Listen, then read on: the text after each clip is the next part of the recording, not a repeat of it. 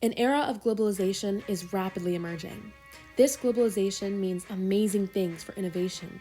From music to tech to media, it truly is an exciting time to be alive.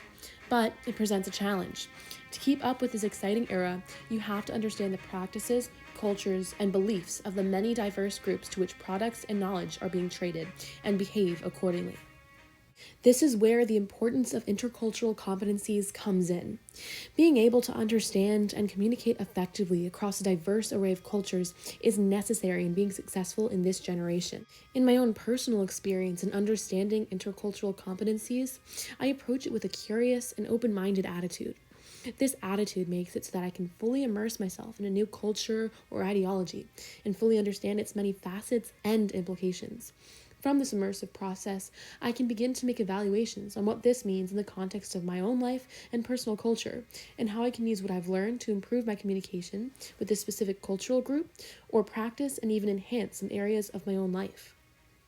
Although this strategy seems foolproof, this isn't to say that I haven't encountered my own fair share of challenges in understanding intercultural differences during my time as an international student. There are certain times when an intercultural difference can involve a disagreement on a topic that both parties find very significant because of their background. I experienced this last year with one of my friends from China.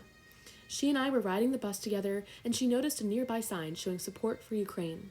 She turned to me and said matter-of-factly, "I don't get why Ukraine hasn't just surrendered to Russia." I was taken aback by this sentiment and replied that I believe just the opposite. Russia is entirely in the wrong for invading Ukraine. I then asked her, "Do you support Russia?" Without missing a beat, she said, "Yes."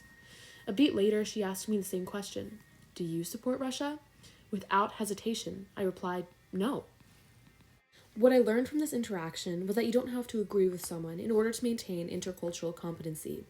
Intercultural competency involves respecting the cultures and values of different groups, but it doesn't mean that you have to change essential components of your own beliefs to cater to your global audience. I continue to maintain a good relationship with my friend from China, but we both understand that this is a topic that we will not agree on. We respect that this is due to our differing backgrounds, and we act accordingly. Another challenge I faced in understanding intercultural differences was a lot more elementary. It involved the Irish population's practice of saying thank you on the bus. Now let me explain myself. To any Irish person, this action seems basic, something they hardly pay any mind to. But being a native New Yorker, this struck me as something of a cultural phenomenon. In New York, yelling thank you on any form of public transportation would not only make you an easy target, but it would also make everyone within a close vicinity laugh at you. This leads me to the immersive piece of my strategy in developing intercultural competency. Although I initially found this practice of gratitude very weird, I began to do it myself. It felt wrong at first. It went against basic rules they had instilled into me since I was a child. But I came to a realization. I wasn't in New York anymore. Rules that I had practiced in New York were not necessarily rules that I needed to practice in Dublin. The people and expectations were different, and if I wanted to truly live the Irish experience, I needed to understand that and change certain behavior I'd become accustomed to. Practicing the simple act of saying thank you led me to adopting more Irish cultural norms that I now find to be a fundamental part of my life and character. Taking the Intercultural Competencies module here at UCD has helped me grow my understanding of intercultural awareness and its importance.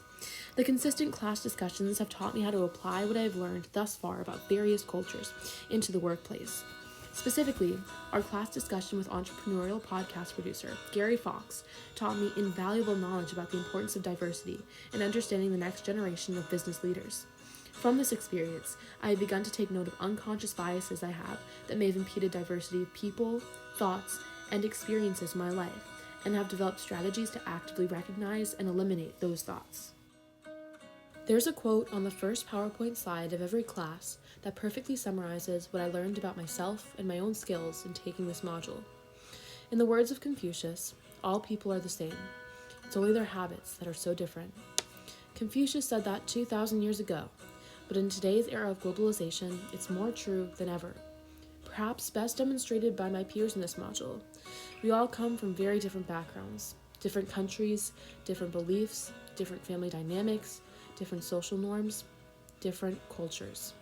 You would think that these differences would make it impossible to communicate, but it's actually quite the opposite.